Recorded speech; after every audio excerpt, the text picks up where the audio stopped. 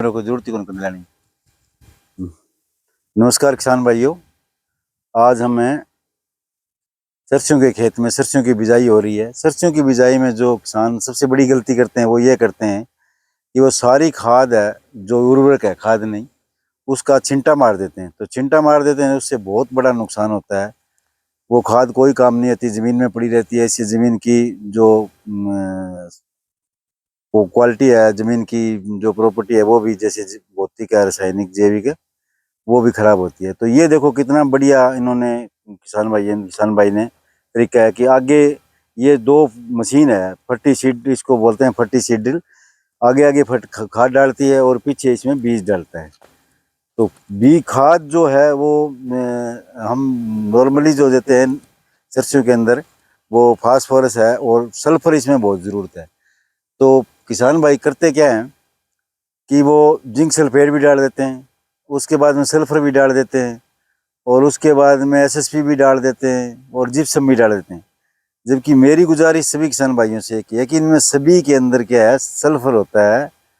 तो आप या तो एसएसपी डालो, एसएसपी में थोड़ी सी क्वालिटी कंसर्न आ रहा है, तो आप या तो सल्फर जो 80% आता है, या एक 90% सल्फर आता है, या फिर आप जिंक सल्फेट डालो। तो जिंक सल्फेट के हमारे पास दो ऑप्शन है, 21% वाला है और 33% वाला है। तो यदि आपको 21% जिप्सम वो जिंक सल्फेट डालनी है, तो वो मैं हरियाणा वाले किले की बात कर रहा हूँ जिसमें 8 करनाल होते हैं। तो उसके अंदर आपको 20 किलो जो है वो उसकी मात्रा पर्याप्त रहती है। वैसे यूनिवर्सिटी की रिकमेंडेशन इसमें थोड़ी कम है, पर मैं अभी जो हम प्रैक्टिस करते हैं, हम खेत में कई लोग खुद ही हम खेत में मतलब देखते हैं, किसानों का राय लेते रहते हैं। तो उसमें क्या है, 20 किलो हम यदि ये 21% वाली देते हैं, या फिर हम 12-13 किलो वो लेते हैं 33% वाली, और यदि हमें सल्फर डालनी है तो 7 या 8 किलो ये इसकी जो डोज है वो सही रहेगी। जहाँ तक बीज की मात्रा है, तो बीज की हमने सीधा सा फार्मूला ये रखना है कि एक करनाल के अंदर 100 ग्राम बीज पड़ना चाहिए। तो नॉर्मली है 5 बीघा, 1 बीघे का जो खेत है, राजस्थान की बात करता हूँ मैं, तो वहाँ बस 500 ग्राम पड़ेगा। और हरियाणा की बात करूँ तो 800 ग्राम पड़ेगा। और यदि हमने खाद और बीज दोनों अलग अलग डाले हैं तो इससे भी कम बीज कम कर सकते हैं। परंतु कुछ किसान भाई ऐसा भी करते हैं कि खाद के साथ बीज मिला लेते हैं, तो उसमें 100 ग्राम आप फालतू मतलब एक्स्ट्रा डाल देंगे, ताकि यदि खाद की वजह से बीज में अंकुरण में कोई दिक्कत हो तो वो दिक्कत नहीं आए। अब बात आ जाती है कि कितनी डोज है। जो बीज की मात्रा तो मैंने आपको बताई दी, खाद की मात्रा अब ये डिपेंड करता है, सही तो डिपेंड करता है भी हमने मिट्टी हमारी कैसी है, रेतली मिट्टी है, दोमट मिट्टी है, पक्की मिट्टी है, या फिर हमने मिट्टी का टेस्ट किया है, उसका सैंपल लेके वाकई। अदरवाइज यदि नॉर्मल तरीके से देखें तो हमें जमा सामान्य एक किसान की भाषा में बात करूं तो आधा बैग हमें डीएपी 1 एकड़ में, और 10 किलो या 20 किलो जो मैंने बताई है भी कितना परसेंट वो है वो, और यूरिया हमें इसके साथ नहीं देनी। यूरिया हम पहले पानी में देंगे, और यदि ज़मीन पक्की है तो पानी एक ही लगाएंगे, पानी का भी हमें ध्यान रखना है। इसके बाद में सबसे ज़रूरी बात आ जाती है कि हमें बीज का उपचारित करके बीजना है।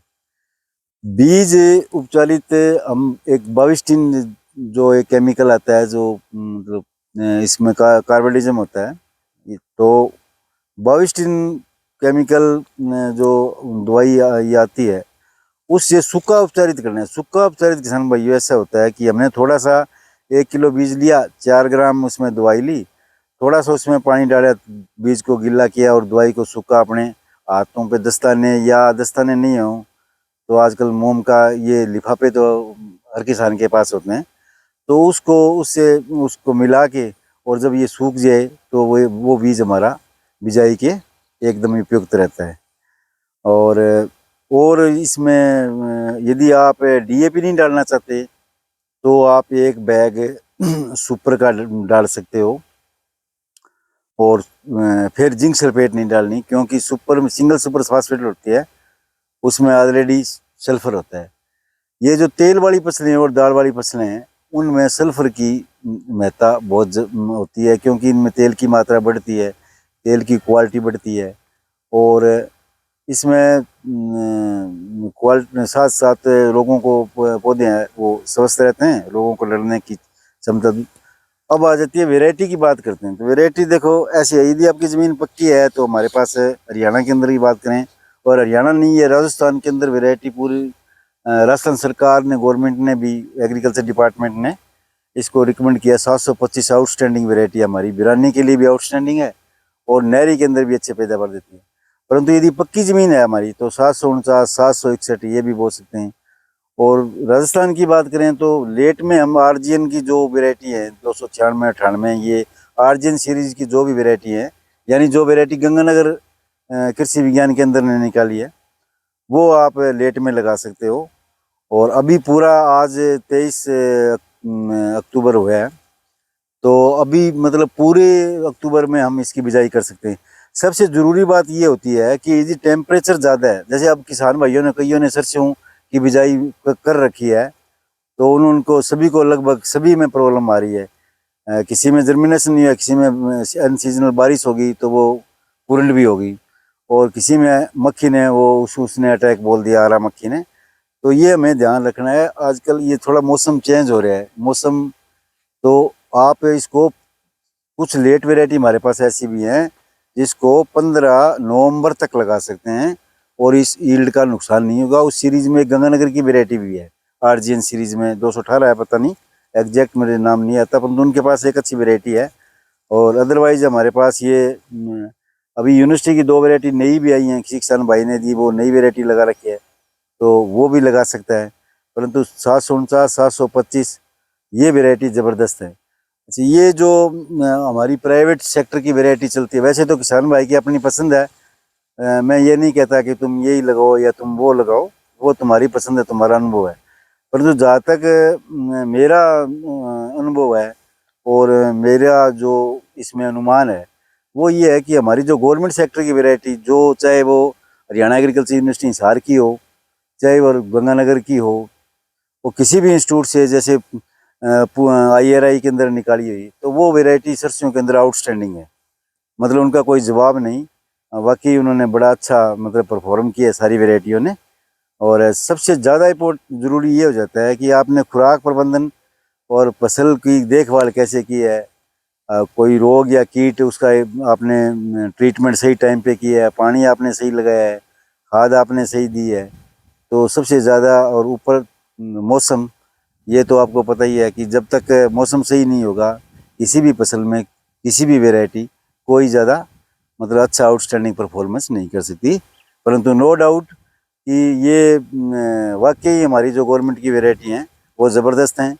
जहाँ तक बीज की उपलब्धता है, तो हर स्टेट के अंदर एक बीज इंस्टीट्यूट होता है स्टेट गवर्नमेंट का। यदि आप वहाँ से बीज लेते तो उसका फ़ायदा ये होता है कि वो सब्सिडी, आजकल सरकार है सब्सिडी सभी को देती है, और वो सारे जो भी पहले पाओ।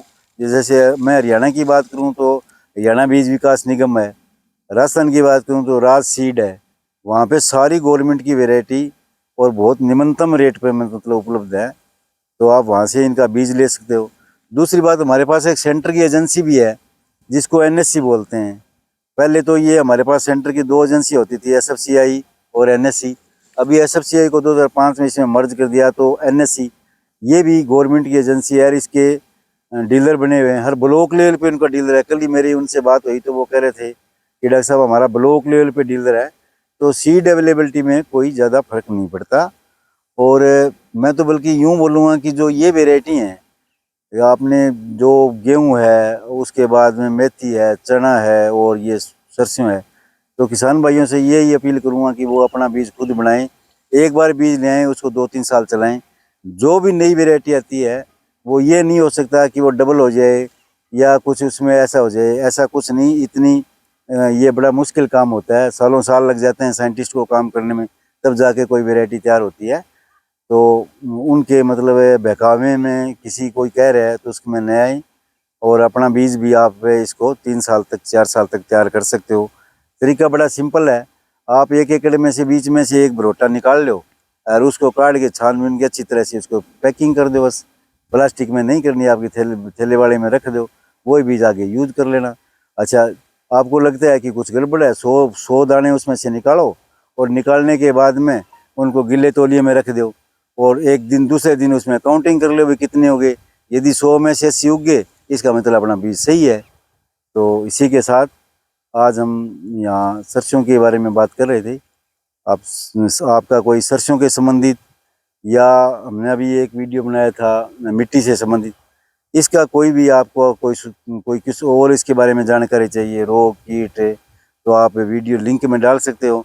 और मैं कोशिश करूँगा कि किसी संडे आपको ऑनलाइन उपलब्ध हूँ ताकि आप अपने इस दोनों फसलों के बारे में हम बिल्कुल फंडे मतलब क्लियर करके चलें। धन्यवाद।